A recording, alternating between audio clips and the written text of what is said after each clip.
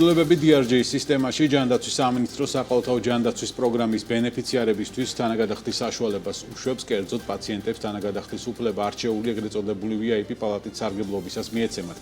გარდა ამისა, ჯანდაცვის სამინისტრო პაციენტის მხრიდან თანხის დამატების საშუალებას კიდევ რამდენიმე მიმართულებით განიხილავს. ჯანდაცვის ასოციაცია ცვლილებებს დადებითად აფასებს, თუმცა ყველაზე მსხვილი სამედიცინო გაერთიანება მთლიანად DRG სისტემის გადახედვის საჭიროებას ხედავს.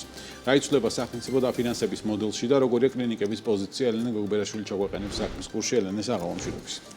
საღამომშვიდობის DRG სისტემაზე გადასვლის შემდეგ პირველი შემთხვევაა, როცა საყოველთაო ჯანდაცვის პროგრამის ფარგლებში პაციენტს თანაგადახდის შესაძლებლობა მიეცა. ეს ნიშნავს, რომ ეგრეთ წოდებული VIP პალატით სარგებლობისთვის პაციენტს აღარ მოუწევს საყოველთაო ჯანმრთელობის დაცვის პროგრამით სარგებლობაზე ერთჯერადი უარის თქმა და სერვისის ღირებულების სრულად საკუთარი ჯიბიდან ანაზღაურება. როგორც აქამდე იყო და მას ექნება შესაძლებლობა ნებისმიერ სტაციონარულ დაწესებულებაში პროგრამიდან გასვლის გარეშე ისარგებლოს თანაგადახდით. სამინისტრომ განსაზღვრა ფასის ჭერი, რაც პირველი კატეგორიის პალატის შემთხვევაში დღეში 350 ლარი, მეორე კატეგორიის პალატის შემთხვევაში კი 205 ლარია. თუ სამედიცინო დაწესებულებაში სტანდარტული პალატების არარსებობის გამო პაციენტს ეგრეთ წოდებული VIP პალატაში განათავსებენ, ის დამატებით ღირებულებას არ გადაიხდის. ჯანდაცვის სამინისტროს მიერ გავრცელებული მინისტრის კომენტარიდან ირკვევა, რომ პაციენტებს მომავალში ეგრეთ წოდებული ენდოპროტეზებსა და სხვა სახარჯ მასალებზეც, ასევე ეგრეთ წოდებულ აყვანილ ექიმის შემთხვევაშიც შეეძლებათ თანხის დამატება.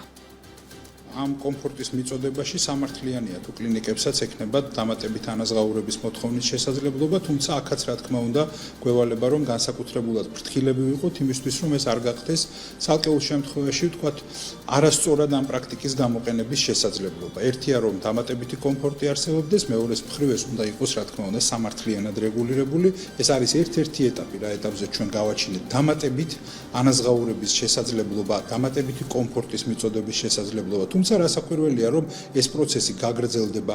მომავალში ძალიან ახლო მომავალში ჩვენ პრაქტიკულად ფინალურ ეტაპზე ვართ მომზადებისა იმ ნორმატიული აქტის, რომლითაც გათვალისწინებული იქნება ცალკეული სახარჯი მასალების მეშვეობით, თქვათ იგივე ტიპის რეგულირების შემოთავაზება. ეს შეიძლება უკავშირდებოდეს განსაკუთრებულად კვალიფიციური ექიმის მონაწილეობით манипуляციების ჩატარებას და ასე შემდეგ. პაციენტებისთვის მნიშვნელოვანი შეღავათი იქნება, მათ შორის ფინანსურად მთლიანად გამოსვლა არ მოუწევს და მხოლოდ დამატებით თანხის გადახდის შემთხვევაში შეძლებს ამ სერვისის მიღებას. ასევე დაწესებულებისთვისაც, რა თქმა უნდა, მნიშვნელოვანი იქნება, რომ ეს შესაძლებლობა გაჩნდება.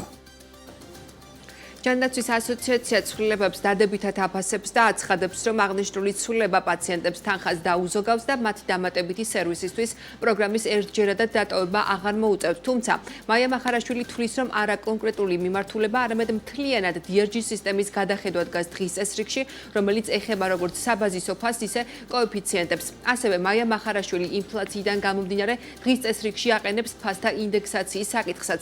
მისი თქმით, რეანიმაცია დღემდე მთავარი გამოწვევა კლინიკებისთვის. პირველი რიგის პრიორიტეტი არის მთლიანად აი ამ სისტემის გადახედვა. ეს იქნება საბაზისო ფასი თუ კოეფიციენტის შეცვლა თუ საერთოდ ინდექსაცია, იმიტომ რომ წლების განმავლობაში იცვლება ყველაფერი, ინფლაცია, იქ სახარჯი მასალების ფასები, ხელფასებზე გაზრდის მოთხოვნები, ხო ეს ყველაფერი ჯაჭვია.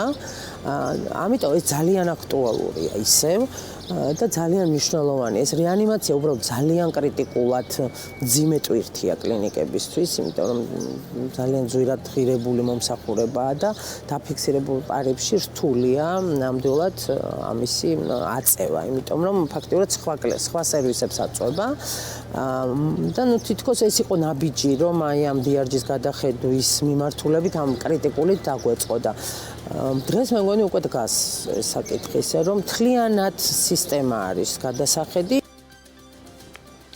DRG დაფინანსების მოდელი 2022 წლის ნოემბრიდან სატესტო რეჟიმში, 2023 წლის 1 იანვრიდან კი სრულყოფილად ამოქმედდა.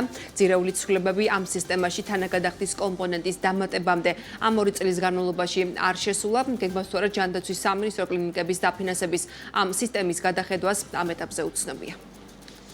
მადლობა, ეს ელენე გოგბერაშვილი იყო.